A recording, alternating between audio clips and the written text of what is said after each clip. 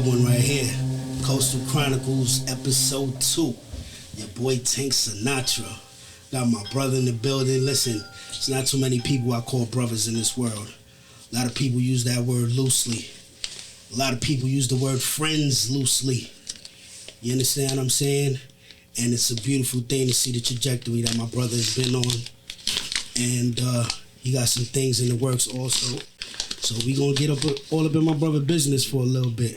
You want to introduce yourself, sir, to the world, even though, you know what I'm saying? They don't know who you are. I mean, you know, it's everybody's super awesome friend, Puma. You know what I'm saying? Man.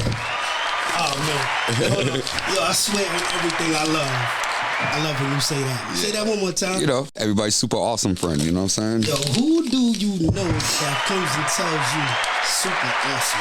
Yeah, you're a super awesome friend. You got, like, if you don't think about, like, your friend Puma and be like, nah, he's super awesome, you know? That's why I try to maintain that. Yo, that's crazy because, you know, I tell people constantly, what you see on TV is who he really is.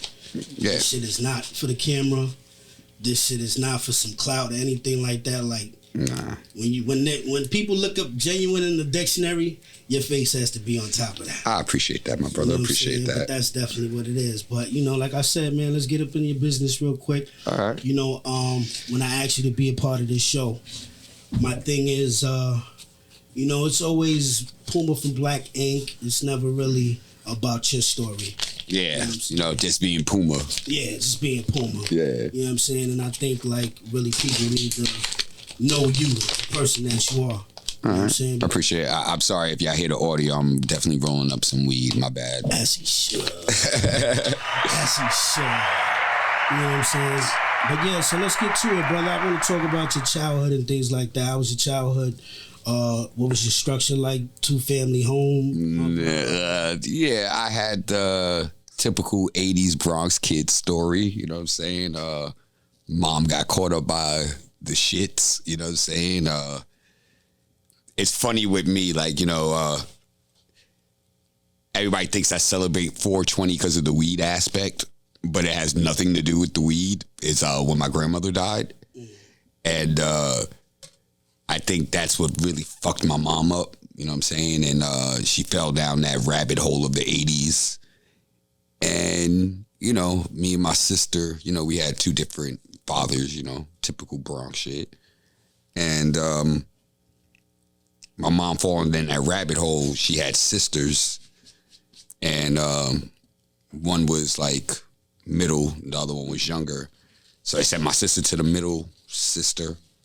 And they sent me to the younger sister. And what was dope about me going to the younger sister, she lived in 1880 in Valentine, you know what I'm saying? So I lived across the street from the Fever back then, Roombas to mostly everybody else, and next to 2000, you know what I'm saying? That was my childhood.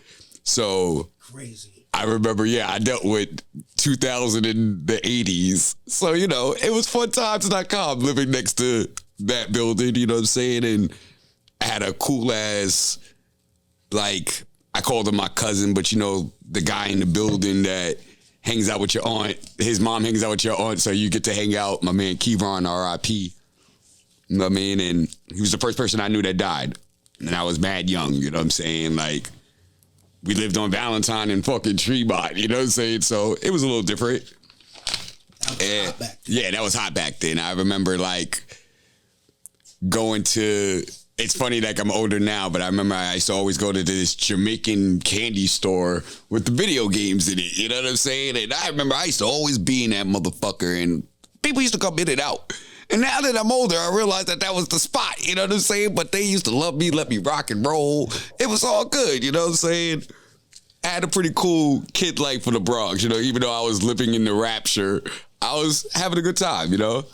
I'm not gonna lie, not to cut you off.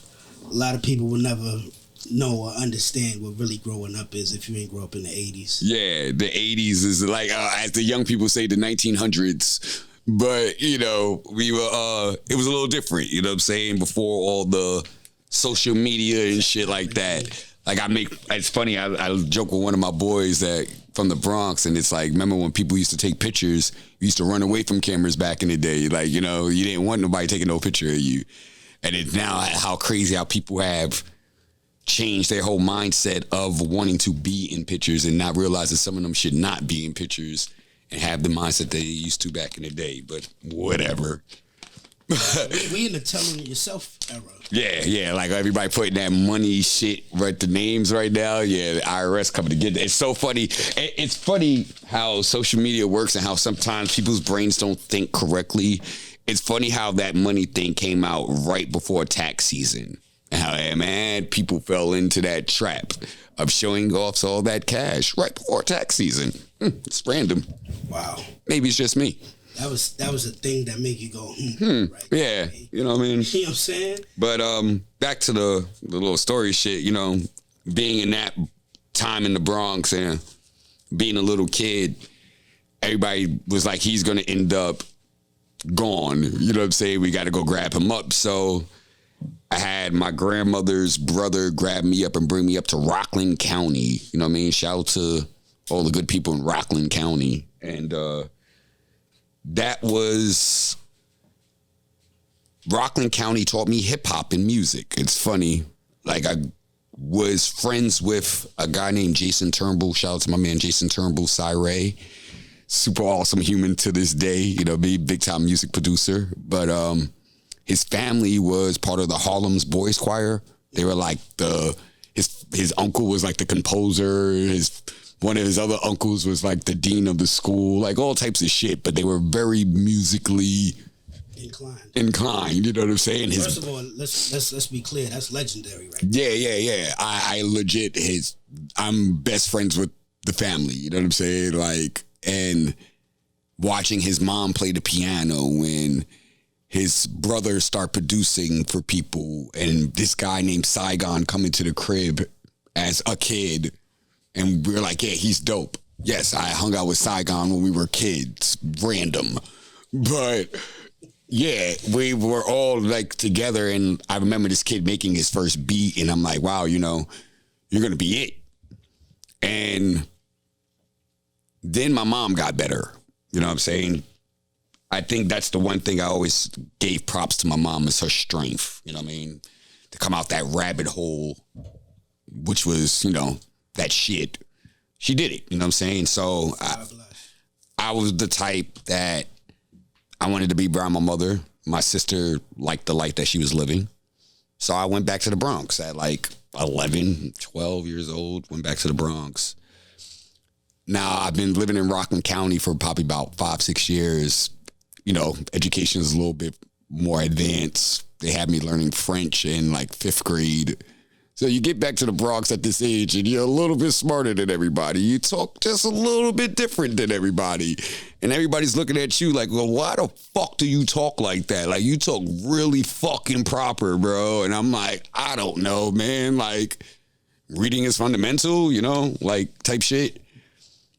But I had to learn jokes, you know what I'm saying? And being funny and being able to keep up with people because you're a skinny kid with a big head. You know, your moms don't got all the money, so you're not wearing all the clothes that everybody else has on. And you got to be quick with it, you know what I'm saying?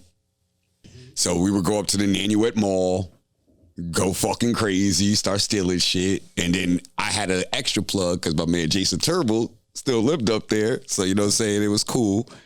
And I remember one time we would go out, went stealing, and we get caught.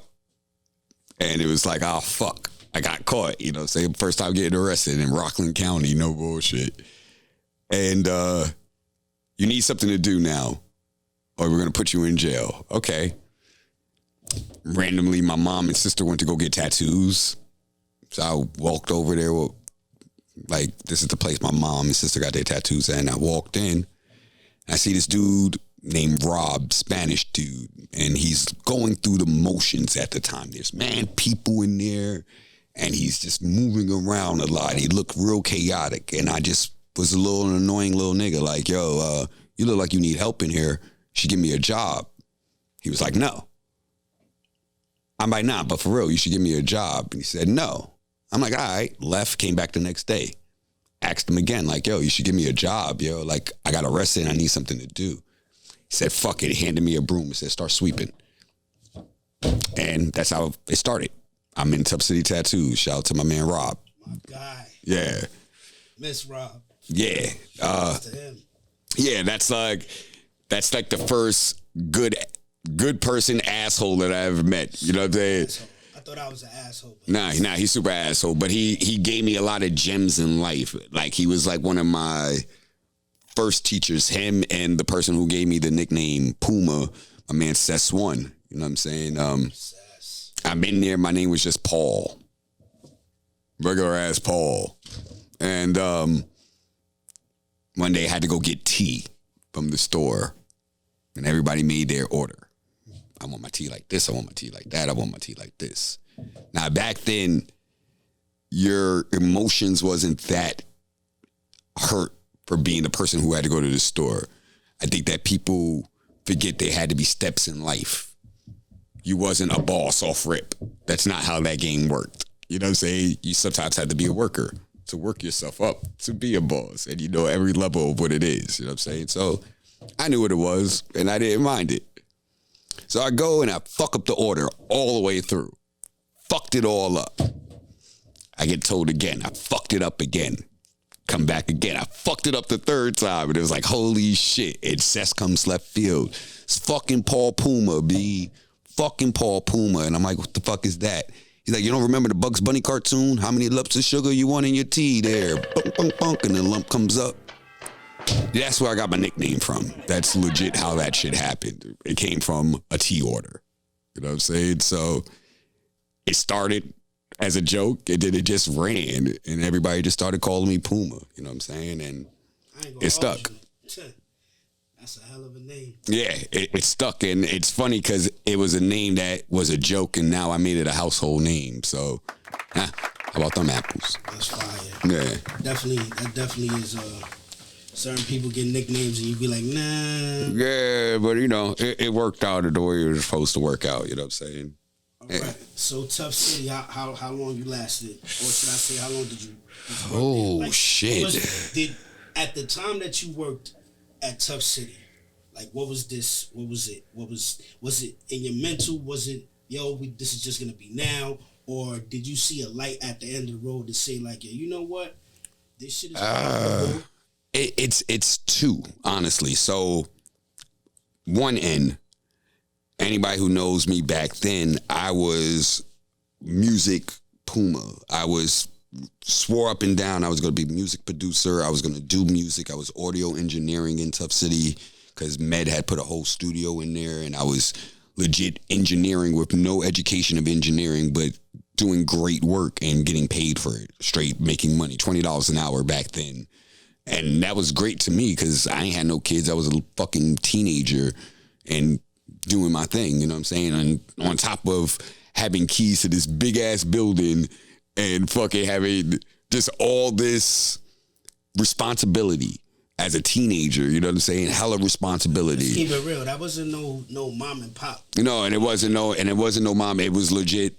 It's the biggest studio in the Bronx. You got to give Med his props. You know what I'm saying? He achieved the goal back then of putting hip hop and tattoos and art together with the graffiti, the hip hop, the tattoos. It was just a perfect marriage of those three forms of creativity that it worked. You know what I'm saying? And I learned so much from him. You know what I'm saying? I'm not going to even front on Med. I learned a lot. I learned a lot about the business.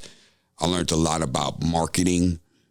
And it's funny because I was young and I didn't realize what I was learning until I got older. And I was like, holy shit, I was learning marketing without having to go to college in the fucking Bronx in a tattoo shop. You know what I'm saying?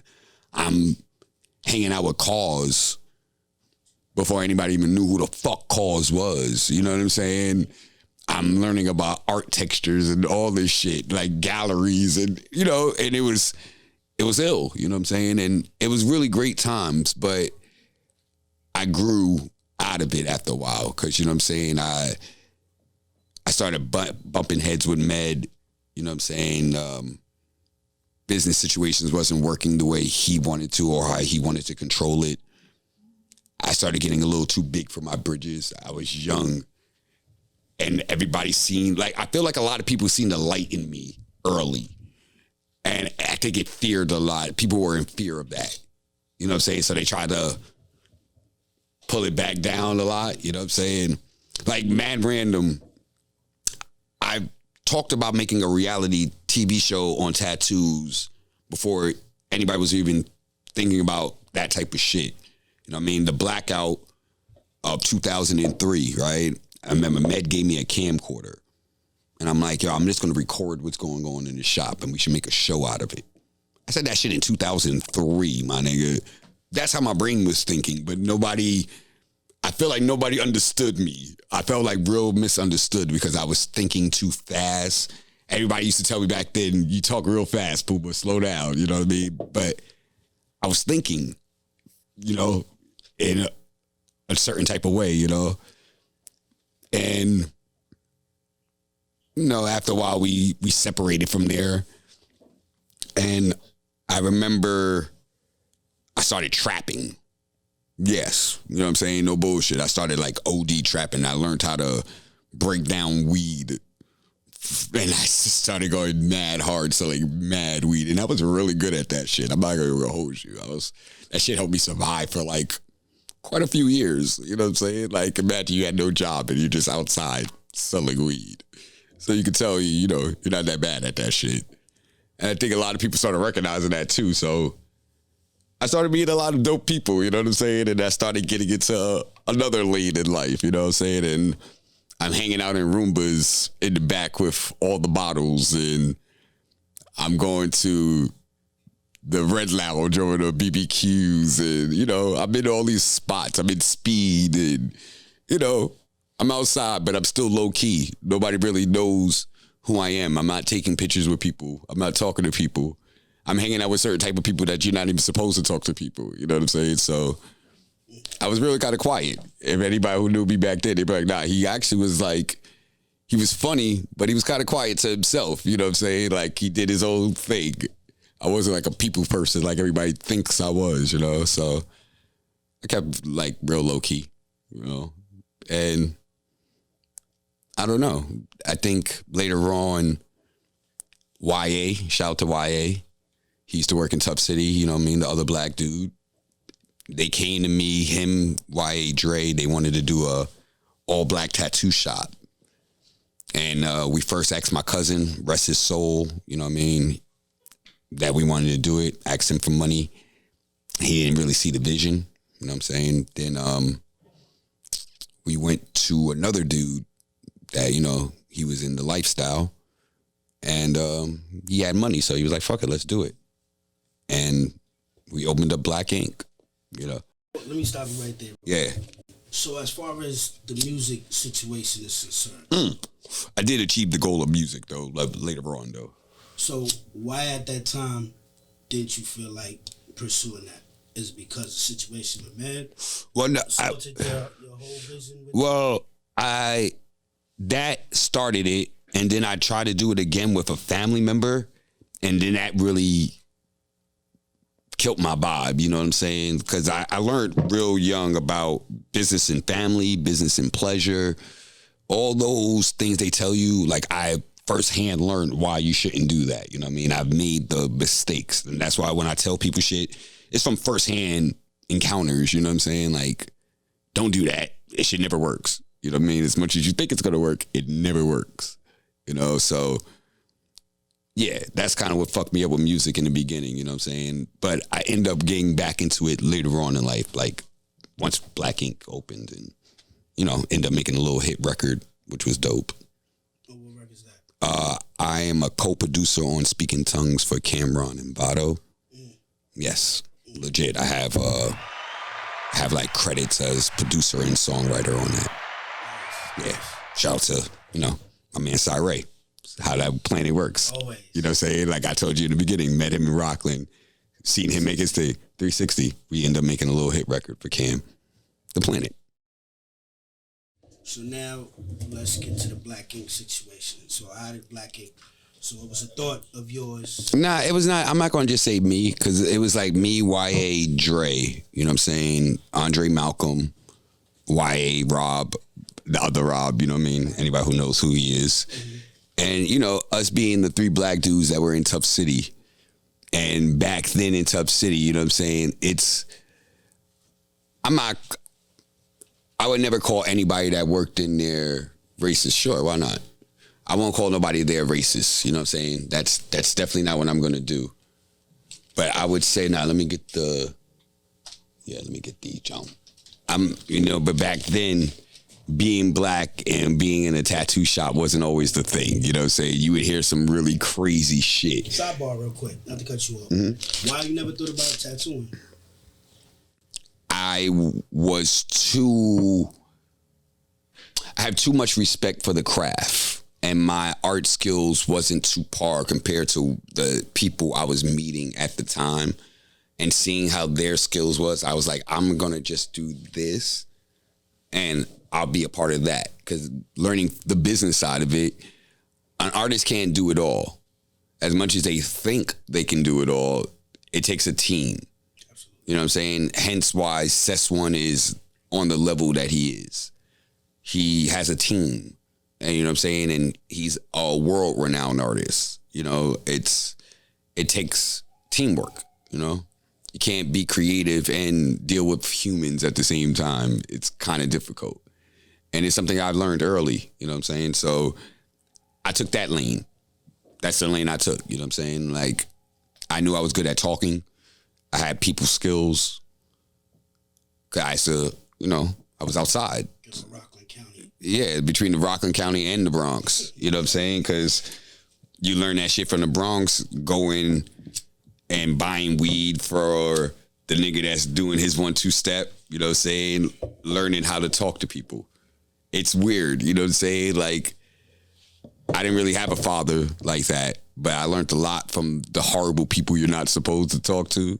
You know what I'm saying? I remember pimps, like real life pimps in the Bronx. You know, I worked in some city, bro. These niggas was coming in.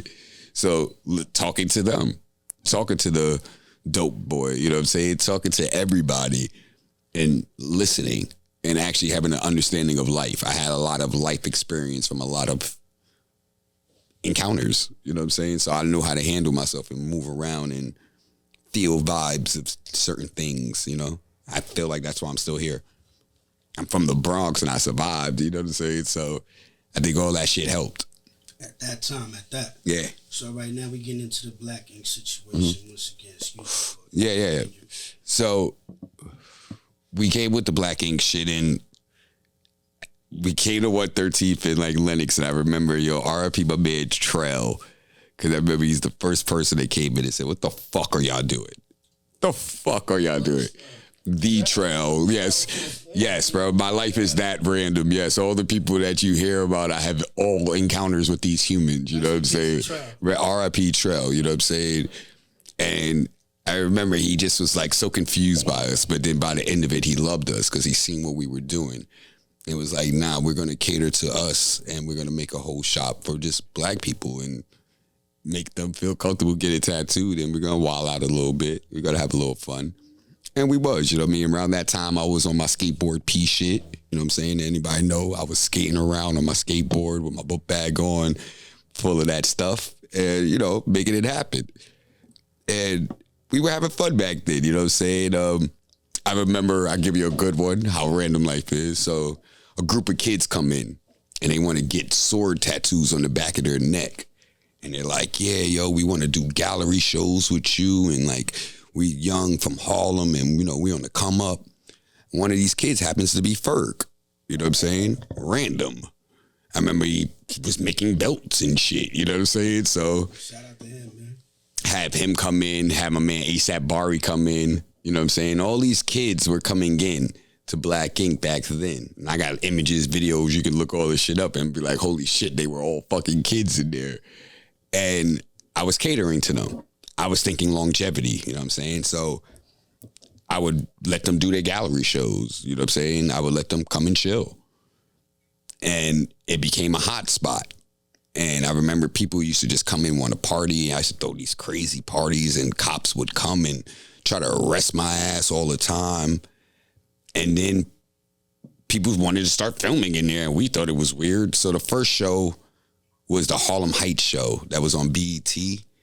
There was a girl named Brooke that was on there that she used to get tattooed in the shop. So, you know what I mean? She brought them in. And producer meets us and off rip, he's like, yo, I gotta fucking film a pilot on y'all. So he filmed a pilot with me, YA, Dre, R.I.P. my man Bo, and my man Anderson Luna. And we did a big pool party down there. What was that spot where they had the pool in the club over there on like 40th Street? It's like, you know what I'm talking about. If you're from New York, you've been there. It was like a club with a pool in it on 40th. So we do a big party in there. My man Ferg was in there, no bullshit. And we filmed a pilot. And the dude tried to shop it. And it didn't work at the time.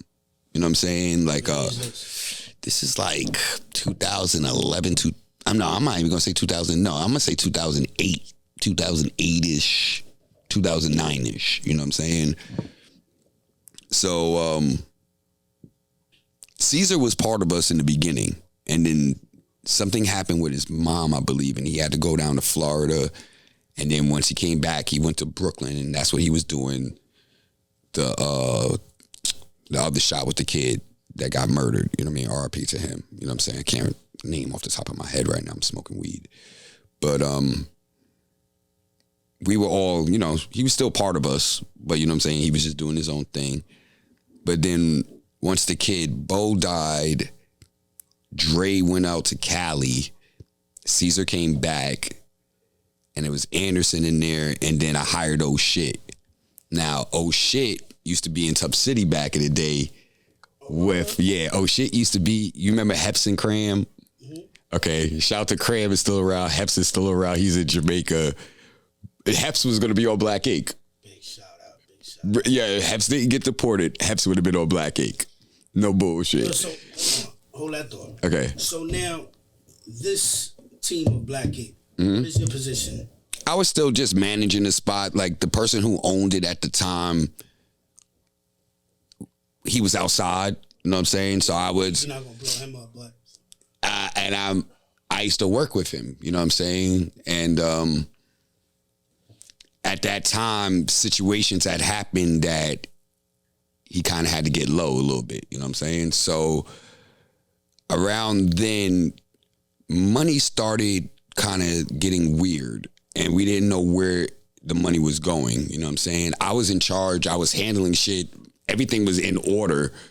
But something else was going on at the time. You know what I'm saying? So I remember how it all went. You know what I'm saying? There's this dude. He brings in this guy. He's like, I want to shoot a pilot on you guys. And we're like, I already remember the shit. But Ted knew the guy. And he's like, yeah, you know, this is my man. He's saying we're going to make this shit happen. And I'm like, I've seen this before, whatever. Teddy Rucks, you know what I'm saying? So he brought the dude in with this other guy he knew, you know what I'm saying? So they film us. And at first, Ted wasn't going to be on it. He wanted to be in the background, you know what I'm saying? So they were filming us, and I threw one of my parties. It was chaotic. The dude was like, this was great. Left and came back. It was like, yo, they fucking with it. They want to buy it. And I'm like, you got money for us? He's like, nah. I'm like, I don't believe you then. He goes, he comes back. He's like, there's a bidding war between Viacom and with BT and VH1 for your show. I still don't believe it. He's like, nah, VH1 is going to buy it, but they want more girls. So at the time, me and Sassy were outside together doing things, you know what I'm saying? And she came into the shop to come talk to me, and one of the producers seen her, and he's like, yo, what did you just talk about? She was talking about mixies. Me and her at a party. She's like, yeah, these mixie bitches. And the producer was like, yo, can you say that into the camera and tell them what the mixies is? And Sassy got on the show. You know what I'm saying? So they still need female tattoo artists. So R.I.P. my man Faroach. You know what I mean? A lot of R.I.Ps, man. People be dying out here in these streets. But met this dude named Faroach, you know what I mean? Being outside partying. And he's like, yeah, my girl just came up from Jacksonville, Florida, and it's her and her homegirl, and they both tattoo. I'm like, I bet. So he brings the two girls, and one of them is some white girl named Brittany, and the other one is a black girl named Duchess. So he brings them, and we introduce them to the producer, and the producer's like, all right, we'll hire both of them, right? my man Roach was just on top of her, like wouldn't let her get into the mix, so they end up cutting the white girl and just keeping the black girl Duchess. And then you have the cast of Black Ink. So prior to this happening, please tell me I copyrighted Black Ink. Caesar handled his business correctly. Shout out to Caesar. He did well for himself. You know what I'm saying? Like, I was too much of, I fell into a part of my life where I became too caught into partying and drugging and doing too much.com. You know what I mean? What they call turning up. And I wasn't paying attention to the business side of everything. And I think that was one of my major failures in life. And I don't like to even say I ever failed too much, but that was one of mine. You know what I'm saying? I wish that I have the knowledge that I have now about contracts, lawyers, industry. Like, I was just a creative, just enjoying life. You know what I'm saying? Like, I knew business, but I didn't know corporate business. You know what I'm saying? And when them contracts come into play, I tell everybody to this day, get yourself a lawyer. Managers don't even matter. Lawyers do, because you need somebody to read those papers to explain it to you correctly. Because if you don't have the lawyer that has your best interests at heart, you're fucked. You know what I'm saying? All right. I just want to get this straight. So originally, Caesar's not a part of Black Ink, but every now and then he comes through the Black Ink. And then but then he came back and he was part of it. And what happened is right before the show got picked up, the building owner came to us and said that nobody was paying rent, and I didn't understand how. We did a whole party trying to raise money to keep the shop, and somebody came through and, you know, made it happen, and they gave the money pretty much to, like, Caesar made the money happen. That's what I could say it like that. You know what I'm saying? And when him making the money happen, he took ownership of everything. And that was smart. You know what I mean? Like, I remember there was a part of me when I was younger that used to be bitter about it. But then in reality, it was smart, because if he didn't do that, then we wouldn't be here right now in this position. You know what I'm saying? Yeah, but I still think it should have been both of y'all. You know what I'm saying? I mean, I'm saying that's just me. I mean, at the time, that's not how everybody's brains were working. Everybody's was just trying to make sure that we have the shop. You know what I'm saying? Like, it doesn't matter now. You know what I'm saying? Like, I feel like all that, I feel like if I thought smarter and realized like I can just play my position correctly, I think that we probably would have been bigger than what we are now. You know what I'm saying? I think that a lot of it was pride. You're on TV. You've never been on television before. You're a Bronx kid. You never had this much attention. You're dealing with emotions. You're dealing with other people's opinions. And it's a regret. You know what I'm saying? Like, I'm happy where we're at now. I'm glad that we're in the place that we are. It's still a little weird to me because, you know, I always have to be on my P's and Q's with everybody. You know what I mean? This is my life now. You know what I'm saying? But yeah, it's cool now. Everybody's great. All right, so how much of Black Ink is, I don't want to say not authentic, but not really? I mean, if you can understand the question I'm trying to. Yeah. The scripted thing, everybody asks that question. You know what I mean? It's the question that everybody wonders. So, what I always say, right? You can't write me having a kid, oh shit, getting caught with coke in his pocket, Caesar meeting this girl, me and Caesar fighting. You know, like, everybody thinks all that shit. Nah, that shit is just real life situations. You know what I'm saying? Sky going to jail, Richard going to jail, yo, shit going to jail. You know what I'm saying? Like, at first they thought they were going to do that. You know what I mean? I remember I walked into the office and I seen like this billboard of storyline. And I swear for God, that's definitely not how our lives went. We took I seen it and it didn't go in nobody's direction. You know what I'm saying? Because our lives were happening. We're people from the hood, and you put us on television and things were happening. Like, no bullshit. First day of filming, bro, I got arrested. very first day of filming. I got arrested in front of Webster Hall on St. Patrick's Day on shrooms, smoking weed in front of a bar. First day of goddamn filming. And they filmed that shit, and it was supposed to be episode 1, and they flipped it. You know what I mean? That's an inside. You know what I mean? I've seen that episode. There's a whole nother episode where it's Puma coming out of jail. First episode. Crazy. Speaking of which, what's up with Sky? She's chilling. You know what I mean? She's chilling. I mean, you know, situations happen. You know what I mean? People. Is she still Black Ink or? I mean, you know, it is what it is. It is what it is. You know what I'm saying? Pretty much. You know, she's awesome. We talk. You know what I mean? God bless her. Yeah, absolutely. Shouts out to her. So now, okay, so Black Ink, where's Black Ink? Where's it like? What's the direction is Black Ink going? It's actually going in a much better direction than it's ever been. Honestly, you know what I'm saying? Like, shout out to Caesar again. He has a lot more control of what's going on, and he's making really great moves. I give him props for that. You know what I'm saying? Like,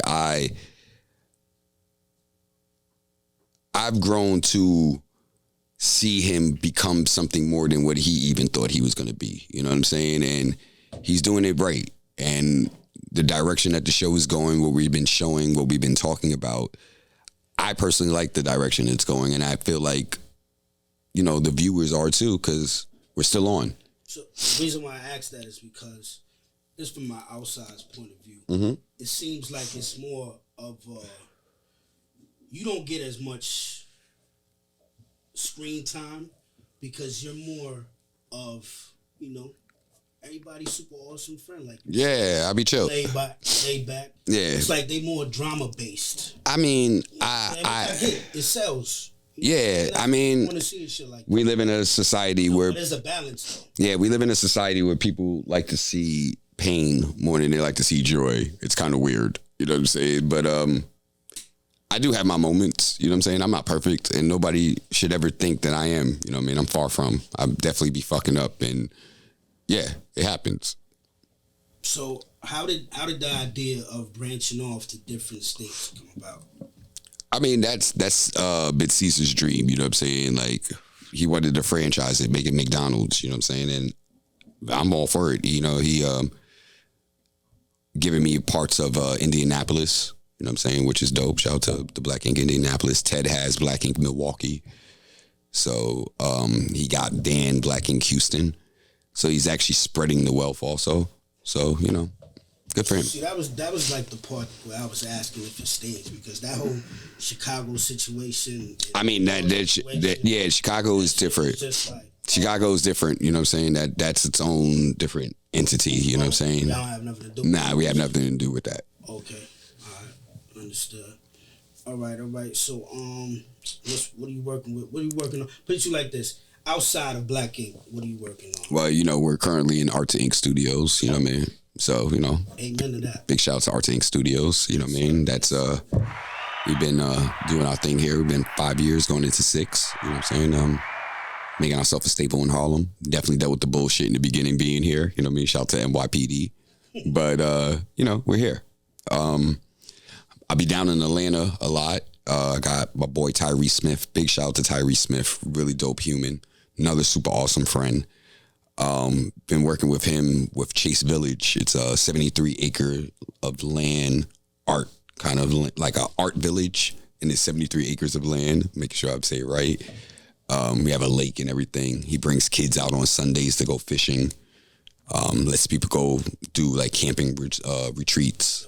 I mean, really dope situation. And he gave me a little ownership of it.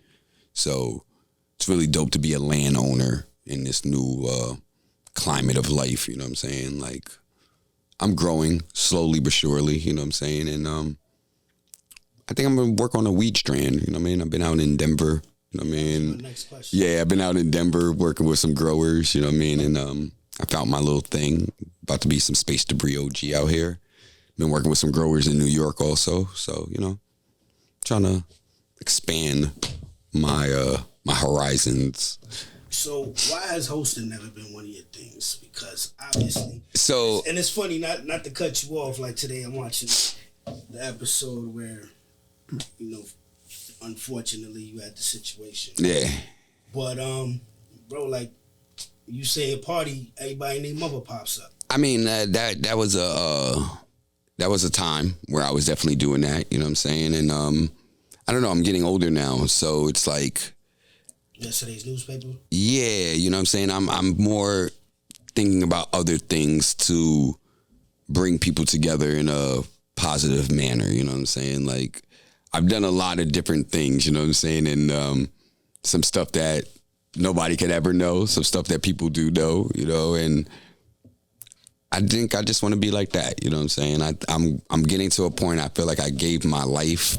A lot of people have seen me grow and do dumb shit, do great shit, and I might get low. You know what I'm saying? I've been thinking about voice over acting. I'm gonna be a fucking cartoon character and just be a voice and just vanish off the face of the planet like the fucking person that does Bart Simpson's voice. You never see that human. I definitely can see that for you. Yeah, you know what I mean? I just want to vanish, make my money, get low, and just be a cartoon. Word. Ain't nothing wrong with that, man. That was dope, man. I think the planet's had enough of me. You know what I'm saying? I've been around. I've I've gave to the culture. Nah, I'm not gonna agree with you on that one, B. Yeah. We need that super awesome. Yeah, man, but Listen, you sound like a superhero, bro. Yeah, but you know what I'm saying?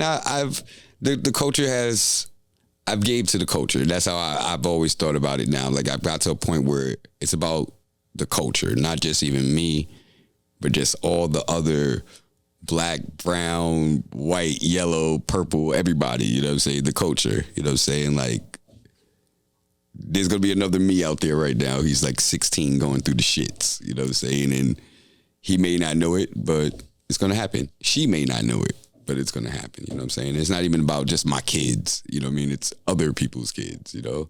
There's a lot of people that was different like me. I was mad different, you know what I'm saying? I was different as shit, bro. Yeah, but I still fit in, and it's all right to be different. And I think that we have to remember that, especially in this new social media times where everybody is quick to jump on the same wave. It's okay to be different. You know what I'm saying? It's all right to maybe lose your tooth and walk around like that for a moment, but go fix your teeth. Don't be like me too long. But if you do, you know what I'm saying? It's okay. It happens. You know what I'm saying? It's okay to have your hair whatever way you feel like it. Do what you want to do. It's okay to be different. And I think that a lot of people need to start remembering that. Listen, man, we live in a society where authenticity is, that shit ain't even thought of. Yeah, man, you gotta, it's hard, you know what I'm saying? And even now, you gotta watch what you say to people, how you speak. And I think that we need to remember to be transparent and be ourselves again and be different and speak your truth, you know what I'm saying? Jack Nicholson said it best in Batman, B, this world needs an enema. Yeah, facts. You know what I'm saying? But my brother, man, I appreciate you. Nah, I appreciate you, Tank, love man. I have for you, man, is it don't even matter how long it's been that we haven't seen each other. You know, facts. The back line, I'm on the front line. I appreciate you. Now I'm gonna let you make sure you relax, brother. We good. No. I digress. Yeah. Real, man. I've enjoyed the years of watching you. I appreciate that. Appreciate that, man. Honestly speaking, listen, bro, you just make me smile, man. I appreciate that, man. When I wake up in the morning, I'm at work and I look at your story, I know it's gonna be something that's gonna make me smile. Yeah, man. I'm just trying to push positive shit on people. You know what I mean? Even though the planet's all over the place, you know what I'm saying? At least, think well. You know what I'm saying? Like even when you walk into my shop right there, it says be a good human, like be a good person. You know what I'm saying? It could be just as simple as that. That's a fact. Like my brother said, we out here in Arthur Inc. If you in the Harlem area. Yeah, 135th and 7th, you know what I'm saying? Cross street from IHOP, you know, the hood, you know what I'm saying? Come support my guy, man, for real, man. And we out of here, man. Coastal Chronicles, you already know your boy Tink Sinatra. Yes, your boy Puma, you know what I mean? Catch that new season of Black Ink Crew, word. Yes, sir. When's coming out?